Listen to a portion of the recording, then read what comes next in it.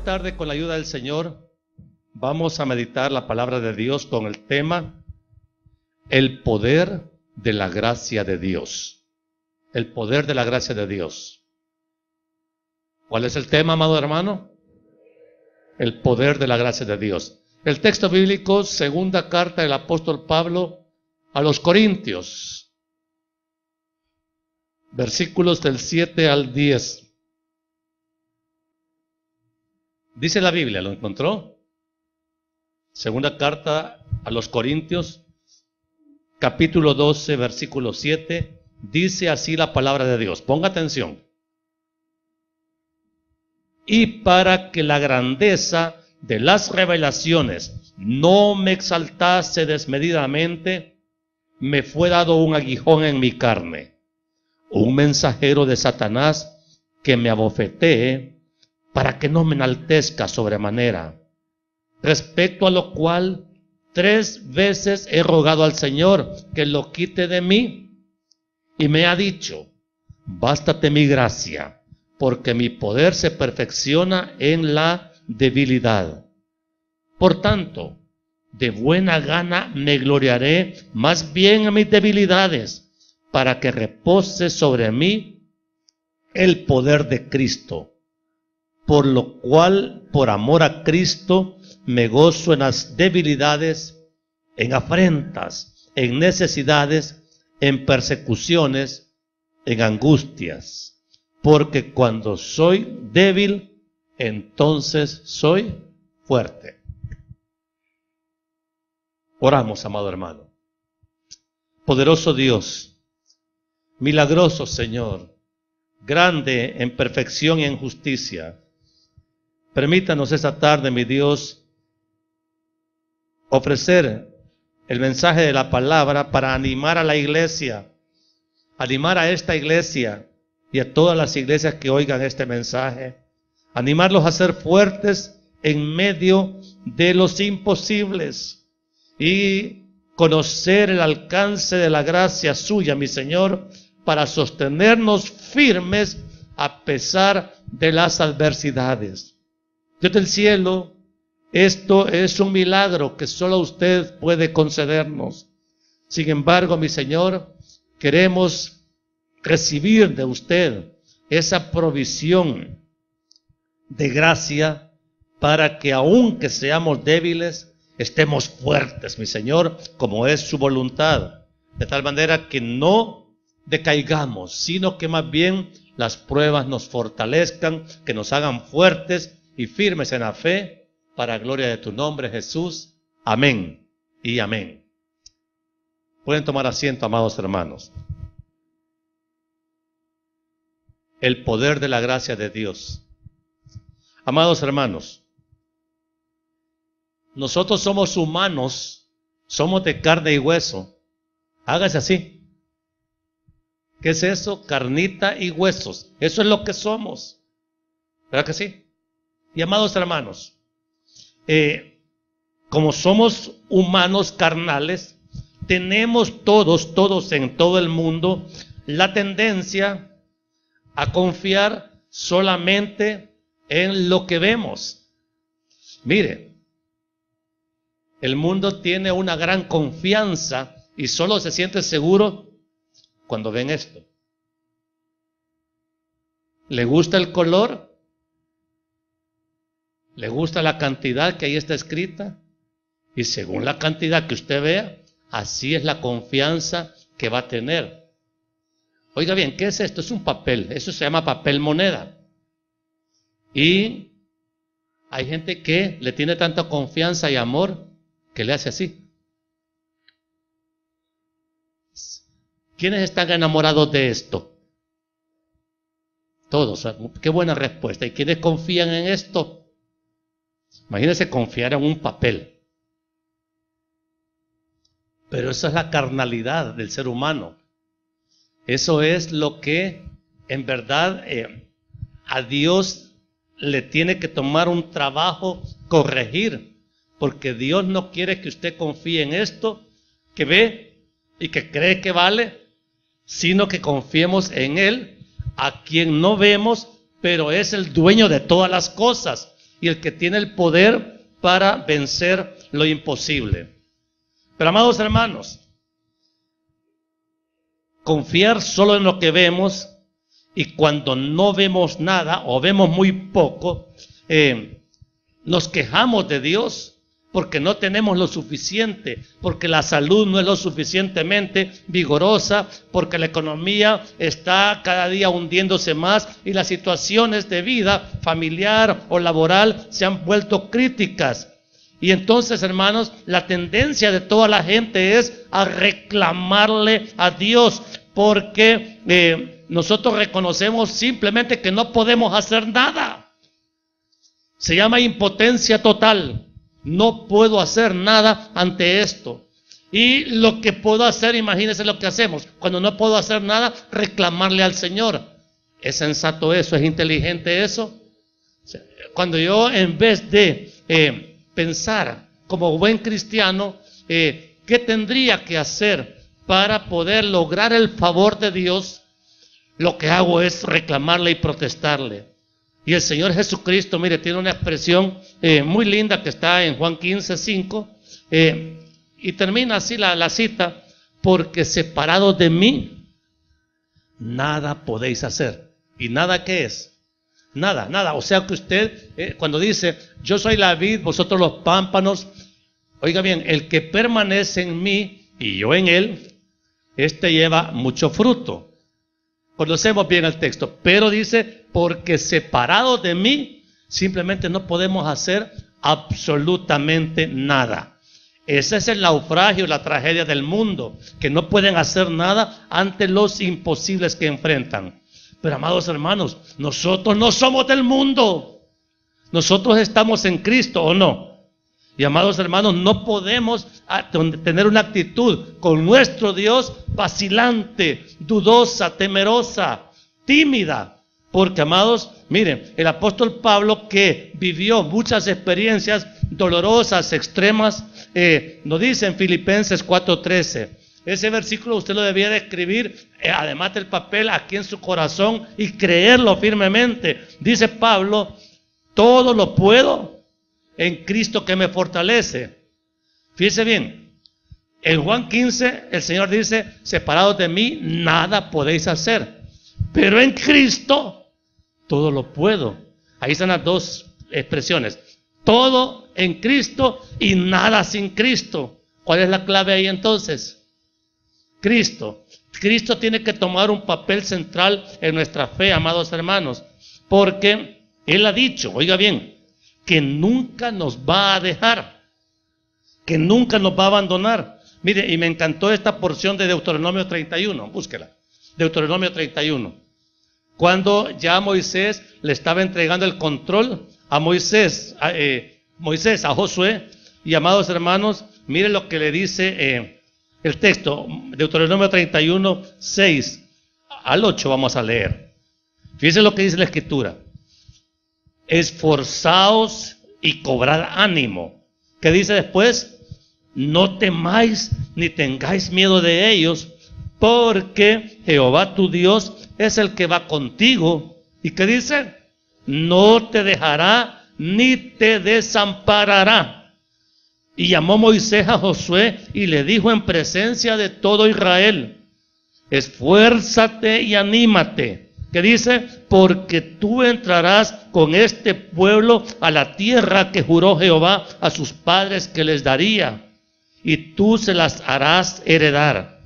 Y Jehová va delante de ti, Él estará contigo. ¿Y qué dice? No te dejará. ¿Qué dijo el Señor? No te dejará ni te desamparará. No temas ni te intimides. ¿Se entiende eso? ¿Verdad que está bien claro? O sea, hermanos, y Pablo le dice a Timoteo, no te ha dado Dios espíritu de cobardía. Nosotros no tenemos por qué acobardarnos ante lo imposible, amados. Mire, nosotros realmente tenemos que reconocer que el único que vence el imposible, ¿quién es? El Señor, ok. Entonces, amados, el Señor le dijo eso a Josué y simplemente lo cumplió, porque lo que Dios dice, hija, lo cumple. ¿A quiénes les ha fallado Dios alguna vez? ¿Les ha fallado? Entonces, ¿cuál es el temor? ¿Cuál es la duda? ¿Le ha fallado? Entonces no tiene que temer. Pero cuando vemos ahí el gran monstruo de prueba enfrente, ¿qué nos pasa, hija? Temblamos y dudamos y dice, ¿será posible, hermano, que Dios me ayude? Esta palabra que usted acaba de oír también es para nosotros, una iglesia que Dios está sacando de acá y nos va a llevar a una tierra mejor.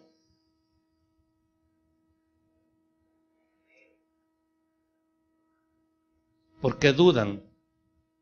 Es que yo no los voy a llevar, los va a llevar el Señor. Está bien, no confíen en mí, yo soy solo un hombre, pero el que prometió lo va a hacer y lo va a cumplir. Miren, hermanos, como nos está costando creer, entonces eso significa que la fe todavía es un poco chiquita, ¿verdad que sí? Un poco escasa. Y el Señor es especialista en levantarnos la fe. ¿Cuál es la materia que usa el Señor para levantarnos la fe, hermano? ¿Ah? La prueba, primera de Pedro 1, 6 y 7. Es que Dios es tan perfecto, hermano, que uno se asombra de que, como nos conoce bien, sabe cómo tratarnos. Dice así, primera de Pedro 1, 6 y 7.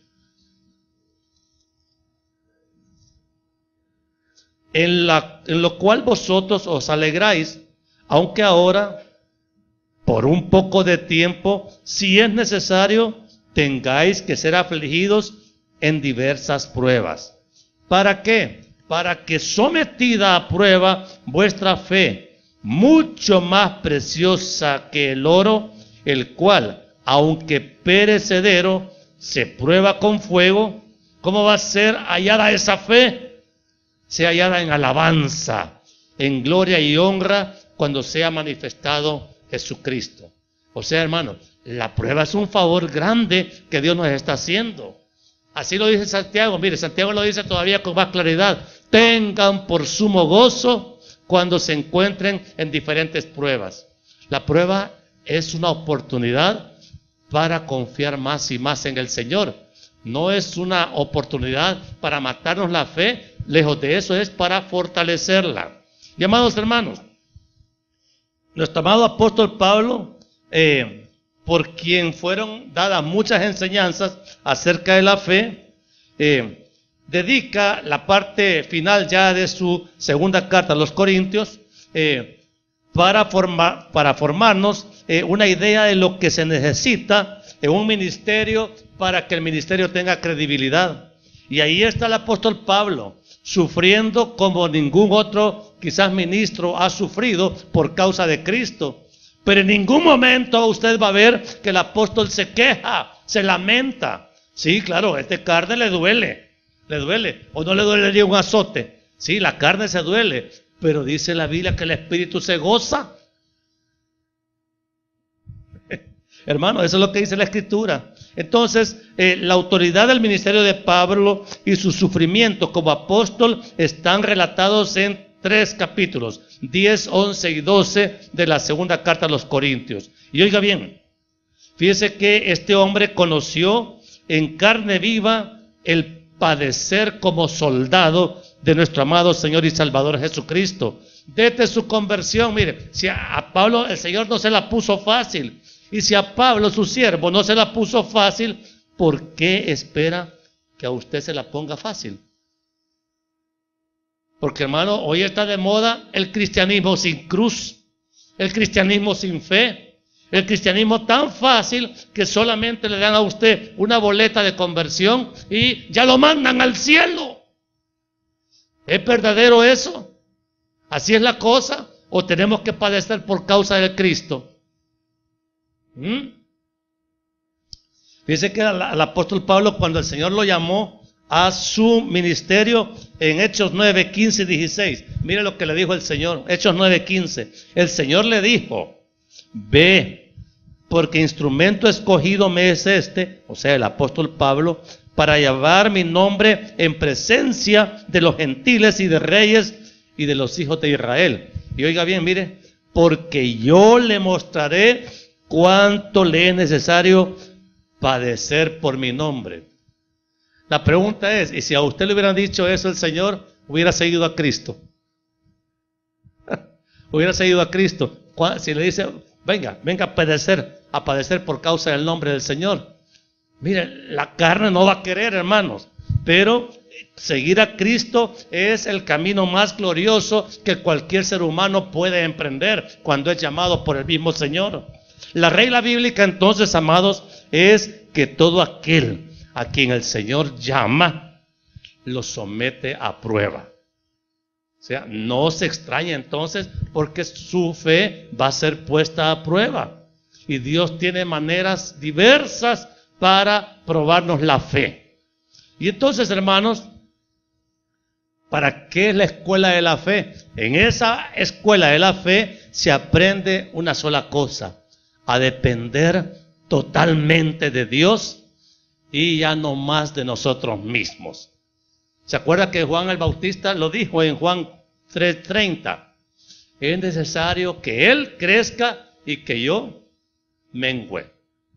O sea, yo ya no tengo que existir, porque en mí no hay esa fe para poder creer y hacer lo imposible. Pero en Él sí. En Él hay totalidad de recursos para recibir la abundancia de su bien y de su poder. Entonces, hermanos, ¿cómo vamos a resistir el dolor y la angustia en medio de la prueba? Porque, hermanos, hay situaciones que enfrentamos que son sumamente dolorosas, otras son sumamente angustiosas, lo llevan a uno hasta la desesperación, y uno cree que no hay salida. ¿Verdad que creen? No, de esta no voy a salir. ¿Quiénes han pasado por algún momento en su vida cristiana donde creen que el Señor ya no va a hacer nada? Parece que el Señor nos va a tirar a la correntada que nos lleve, porque Él ya no quiere hacer nada por nosotros. ¿Lo ha hecho Dios alguna vez? Entonces, hermanos, fíjese bien. Entonces, ¿por qué lo creemos si el Señor no nos da ninguna razón para dudar de Él? Es la carne. ¿Se podrá resistir la intensidad de un dolor?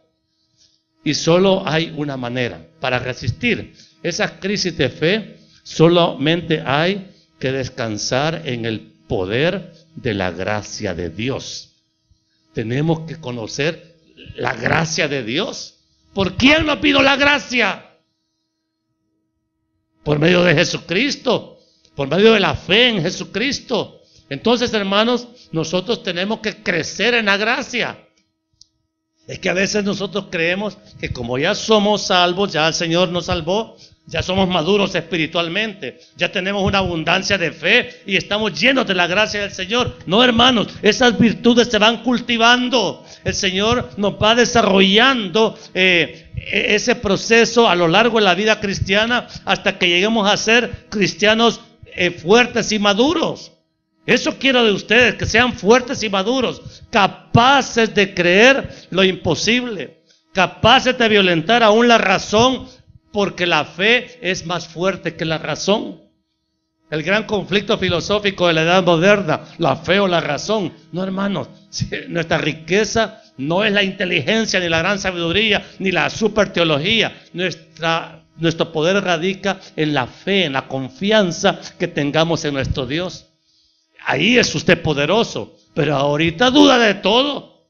Ahorita cree que nada va a pasar, y va a pasar, hermano, y está pasando y seguirá pasando. ¿Qué es la gracia de Dios?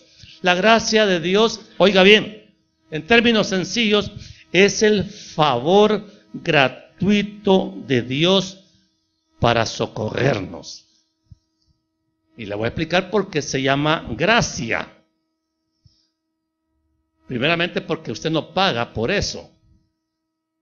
Y otra cosa que quiero que lo entienda bien, y estoy tratando de explicárselo en las palabras más sencillas. Es gracia de Dios. Dios no está obligado, ok, entiéndalo bien. Dios no está obligado a sanar al enfermo. No está obligado ni siquiera a salvar al pecador, aunque esa es su voluntad. No está obligado el Señor a proveerle un recurso laboral. Dios, lo que usted recibe de Él, lo recibe de pura gracia. porque Él así lo ha querido. ¿Entiende? Y eso que le quede claro, amados. Mire, la salvación es una obra de la gracia de Dios. Eso está ampliamente explicado en la carta a los Efesios. 2. Porque por gracia sois salvos, no por obras para que nadie se gloríe. Y es por medio de la fe que nos permitió creer en el Señor, que la recibimos también de gracia, porque es don de Dios. Así dice la Biblia. Entonces, hermanos amados, el Señor nos ha dado la salvación por pura gracia. Y si nos dio lo más valioso, que es la salvación en Cristo Jesús, ¿cómo no nos va a dar también respuestas para todas las cosas que nosotros ahí estamos llorando? Que quizás eso no lo va a conceder el Señor, si ya lo más valioso lo ha dado. No se goza por eso. Entonces, hermano amado, mire, Dios quiso salvarnos y aquí estamos. Dios quiso socorrernos. ¿Se acuerda aquellos momentos angustiosos que usted pensó que la cosa no iba a funcionar? ¿Funcionó o no, hermano? ¿Lo sacó adelante el Señor o no? ¿Se acuerda aquel momento de enfermedad donde los médicos decían no hay solución o hay pocas esperanzas? Y Dios lo sacó adelante. ¿Se acuerda de eso? ¿Se acuerda, amados? Amado hermano, cuando usted no tenía más que botellas de agua y tibia en la refrigeradora porque le habían cortado la luz, y usted dijo, así voy a pasar siempre, y hizo la obra del Señor. Entonces, ¿cuál es la duda, amado hermano? Dios quiso también por su pura gracia probarnos la fe. Porque, hermanos, si el Señor no nos probara la fe, si no nos metiera en el horno de prueba, ¿sabe cuál sería el resultado? Seríamos más incrédulos que los impíos. Y Dios nos obliga porque sabe que la carne no quiere confiar, no quiere creer. Entonces, en su gracia, en su amor infinito, Él nos prueba y nos sacude, nos mueve el tapete para que nosotros sigamos confiando en Él. Y no solo confiando, sino que cada día más y más confianza en Él. La gracia es la presencia y el amor de Dios por medio de Jesucristo. Quiero que leamos Romanos 5, 20 y 21, mire, y luego vamos al 6, 1 y 2. Romanos 5, 20 dice, mire, para que lo entienda ya en términos bíblicos, pero la ley se introdujo para que el pecado abundase. Y oiga bien, más cuando el pecado abundó, sobreabundó la gracia, para que así como el pecado reinó para muerte, así también la gracia reine por la justicia para vida eterna, mediante Jesucristo, Señor nuestro. Y luego añade Pablo, ¿qué pues diremos? Fíjese bien, perseveraremos en el pecado para que la gracia abunde. En ninguna manera, porque los que hemos muerto al pecado, ¿cómo viviremos aún en él? Entonces, hermano, la gracia es el recurso que Dios nos otorga para que ya no sigamos pecando, hombre, para que ya detenernos. O sea, si el Señor no nos cubriera con la gracia, con su gracia poderosa, hermanos, no podríamos resistir la fuerza del pecado sobre nosotros. ¿Pero por qué lo resistimos? Porque hay una gracia de Dios que nos impide, nos limita. La carne siempre va a querer pecar, pero la Señora en su gracia nos va a detener. Por eso se reconocen los que son hijos de Dios, porque los hijos de Dios obran la gracia de Dios y no les da libertad para pecar como ellos quisieran. Y entonces, amados, se lo voy a explicar con más claridad en el episodio de Pablo.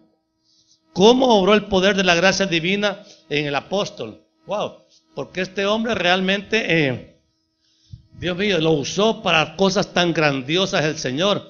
Pero así como lo usó para cosas tan grandiosas, así le sacudió la fe, así le sacudió su vida. Dios quiso, por su gracia, llevar a Pablo, oiga bien, hasta el tercer cielo. Así lo dice la Escritura. Mire, ¿quién no quisiera ir a conocer un poquito el tercer cielo y darse cuenta de las cosas que Dios nos tiene reservadas cuando partamos? Porque ahorita hasta dudamos si hay cielo. ¿Y será que tan bonito? ¿Y será que hay calles de oro? ¿Será eso cierto? Y entonces a Pablo Dios le concedió por su gracia, subir hasta el tercer cielo. Y sépalo bien, a nadie más, a ningún mortal, Dios le ha concedido esa gracia. O sea, hey, ¿y por qué no dice, hey, si llevaste a Pablo, llévame a mí también? Pues yo quiero conocer y venir aquí a decirle a la Mara cómo es la cosa y vieran qué bonito. No, hermano, si es que Dios lo hizo con Pablo porque así convenía a sus propósitos eternos y perfectos. Dios no derrama su gracia para empacharlo a usted en sus caprichos. Dios la da para glorificarse Él, no nosotros.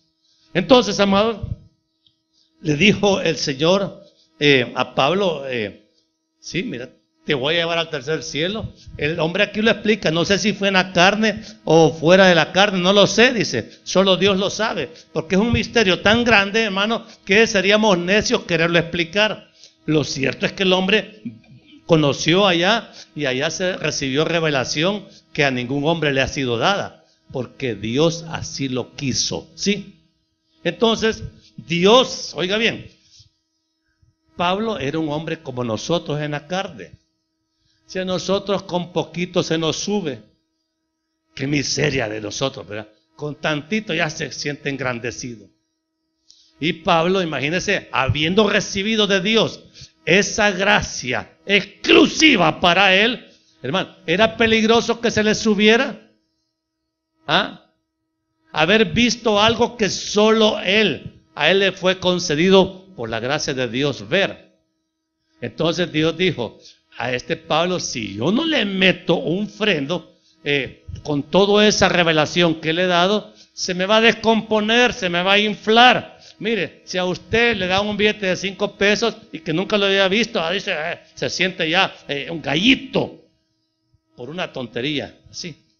¿Cuánto más si recibe abundancia de Dios, hermano? Entonces Dios dice, no, Pablo, tanto que he trabajado en ti para que llegaras a ser el hombre que eres, y con la revelación que yo quise darte, no la vas a poder sobrellevar así sin que te ponga un freno. Y le puso un aguijón en su carne. O sea, aguijón significa que duele, que molesta, que estorba. Y oiga bien, este hombre que nunca se quejaba con nada, pero aquí con ese aguijón que Dios le puso, porque le fue dado ese aguijón, y mire, ¿y a quién usó el Señor para aguijonear a Pablo, para bofetearlo? A un mensajero de Satanás, así dice la Biblia. O sea que él le recetó un demonio para que lo estuviera ahí molestando, incomodando. Digo, vaya, lo vas a estar ahí aguijoneando sin matarlo.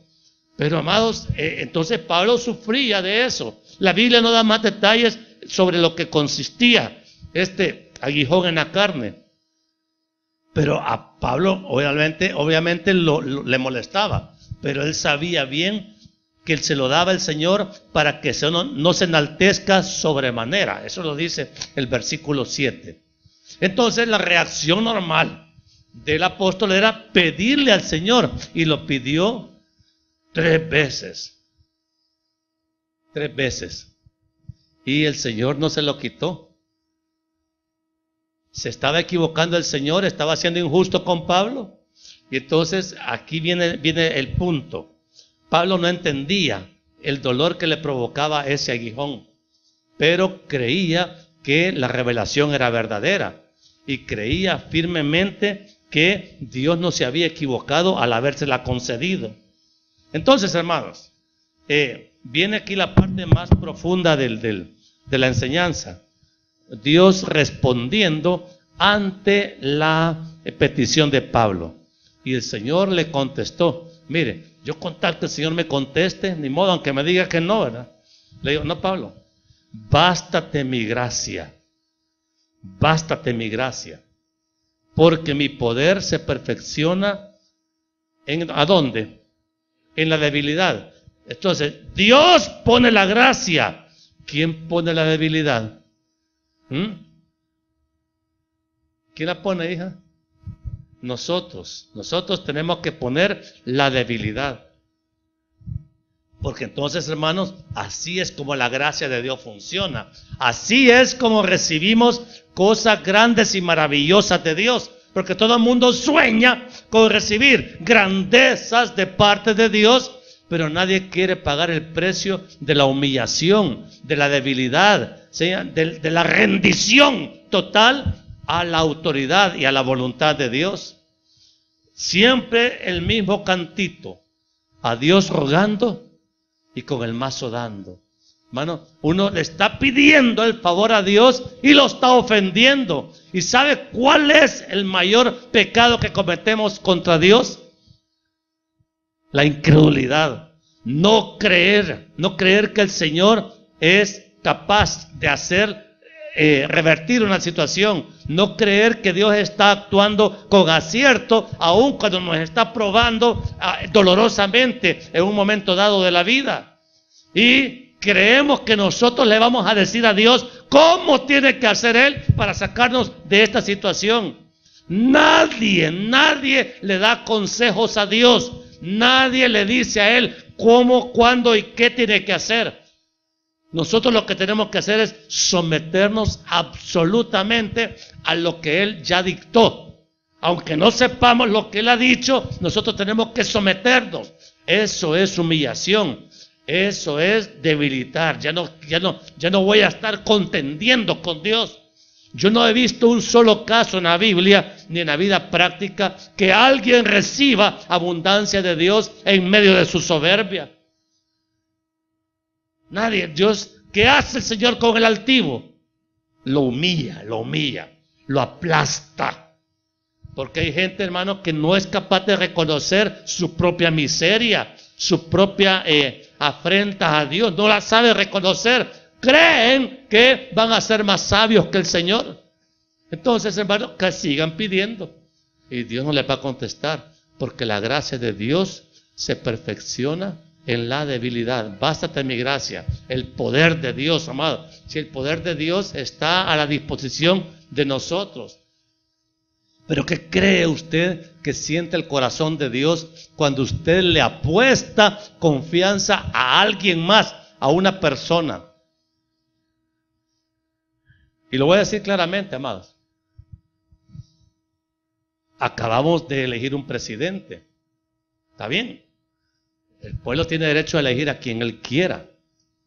Pero oiga bien, no le ponga más confianza que al Señor.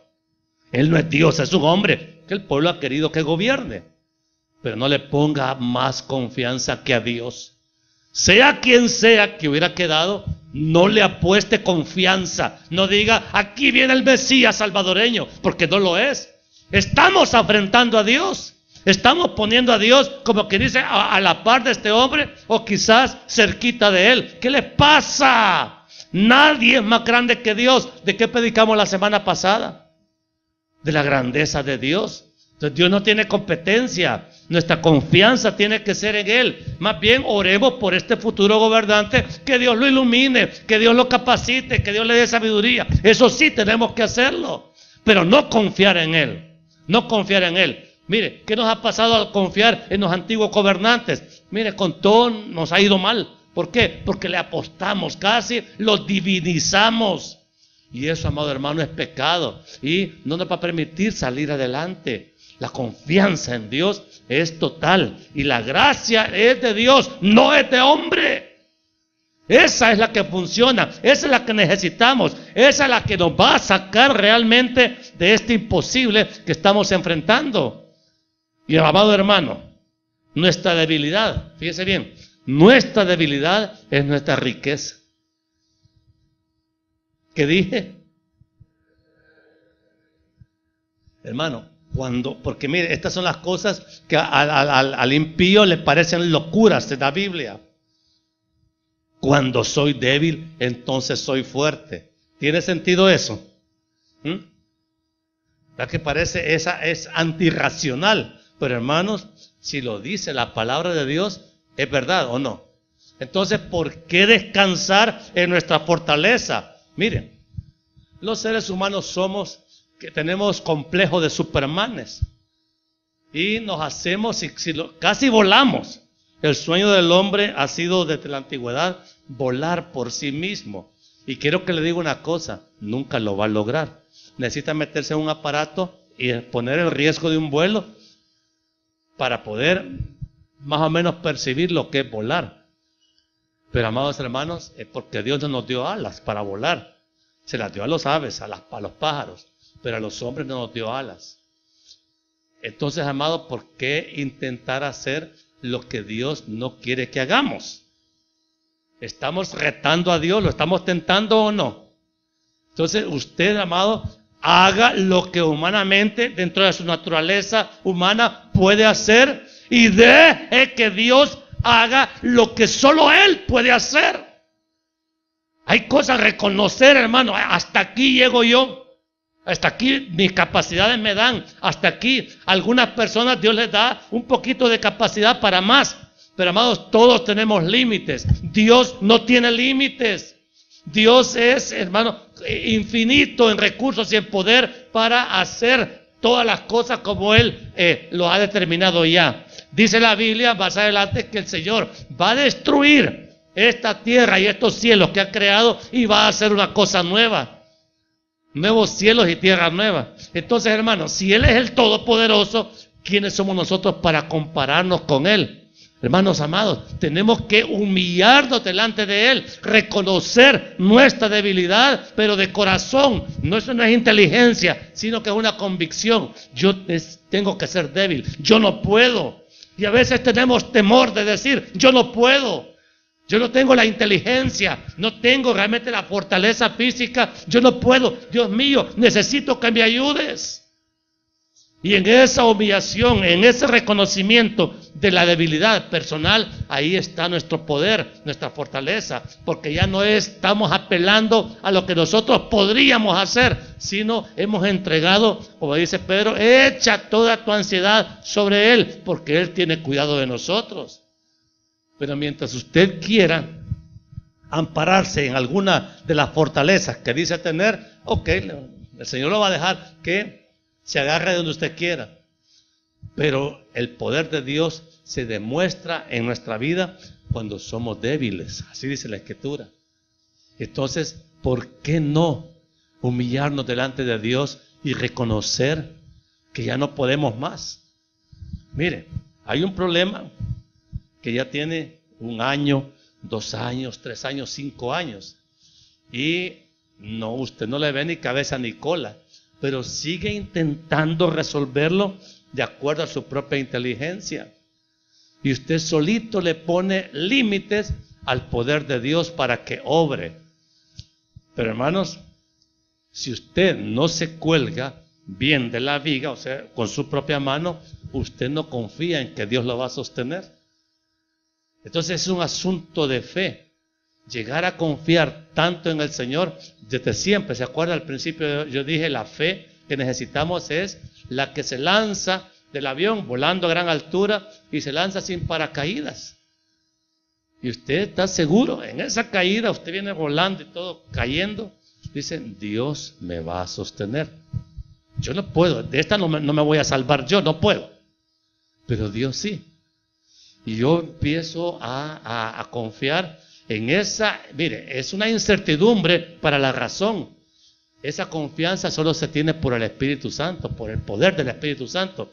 Él es el que le da al hombre cristiano la fe que necesita para confiar y descansar en Él. La Escritura nos muestra claramente que entre los dones espirituales de 1 Corintios está la fe, que no es la fe para salvación, sino que es la fe para confiar y descansar en el Señor. Es un don del Espíritu Santo, es concedida por Dios. Y solo Dios sabe, oiga bien, hasta eso, la medida de fe también Dios la concede. Yo quisiera realmente decirle a ese volcán de San Vicente, muévete de ahí y tírate al mar. Man, pero tengo la fe para hacerlo. No la tengo. Pero el Señor ilustra el tamaño que puede tener nuestra fe. Si ni siquiera le puedo decir a este púlpito, hacete un poquito para acá, no se va a mover. Entonces me tiene que ser concedida por Dios. Y para que me la conceda, ¿qué tengo que hacer? Pedírsela a ver si me la quiere dar. Entonces, y el Señor me va a conceder la medida de fe que necesito para no vivir angustiado, hermano. Para no vivir temeroso, para no vivir dudoso, para no vivir realmente con esa incertidumbre. ¿Irá a funcionar o no irá a funcionar? Ay, quizás esta es mi cruz, dicen algunos, cuando se enfrentan al imposible y aceptan mejor la resignación que el mundo acepta y no la confianza total en el Señor. Él hará, deje que Dios actúe. Deje que Él tiene poder suficiente para resolver todas las cosas. Le voy a contar algo. Hoy con este bombazo del local, he pasado pensando, ¿y cómo hacemos? Ayer estaba pensando qué hacemos con las plantitas, dónde las vamos a poner. Y mire, y me puse a orar. Y el Señor, realmente en oración, a mí me habla y me dijo, no voy a tener cuidado de las plantitas y estoy teniendo cuidado del pueblo que aquí se congrega. O sea, entonces digo, no hombre, ¿por qué me voy a afligir? De todos modos ustedes me van a ayudar. Yo tengo esa fe que todos ustedes van a ser motores de apoyo para sacarme adelante, porque el viejito se le va a morir si le encargan a él todas las cosas. Entonces, amado, yo no voy a temer, voy a actuar y estamos actuando y ustedes no se imaginan, ya pronto les voy a hacer un primer reporte sobre lo que Dios ya está haciendo. No crean que porque no les he compartido mayor cosa, Dios está quieto. Posiblemente, si el Señor nos da esa gracia, ya el martes vamos a estar presentando el primer proyecto con planos y presupuesto para el nuevo templo. Entonces, oremos, hermanos, oremos para que Dios nos ponga gracia como iglesia ante las autoridades y no nos anden diciendo, mira, pasad, a ver si haces una tu carpa ahí y ahí pásense. No me han dicho eso, me dijeron, vamos a construir. Entonces, lo merecemos. Lo merecemos.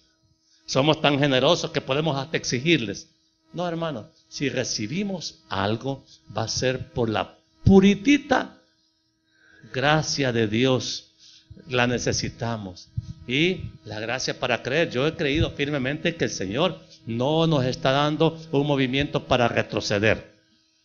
Claro, posiblemente hayan situaciones difíciles que afrontar, pero hermano, ¿en qué fuerzas la vamos a hacer? ¿En las nuestras o en la gracia y el poder de Dios?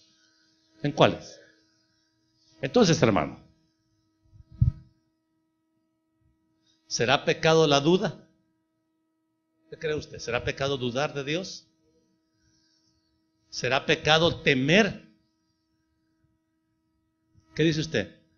Bachiller en el bíblico. ¿Será pecado el temor? Esa incertidumbre que tenemos de que si Dios nos irá a contestar, nos irá a tirar Dios allá a la desgracia. No, hermanos, avancemos creyendo y que Dios nos conceda la gracia, en su gracia, creer en cosas grandes y ocultas que en este momento no vemos, no conocemos, pero Dios lo va a hacer. Cerremos los ojos, amados hermanos, y digámosle al Señor: amado Dios y Padre bueno, gracias mi Dios, gracias, infinitas gracias mi Señor, por la gran misericordia que usted tiene con nosotros. Señor mío, reconocemos que todo este proceso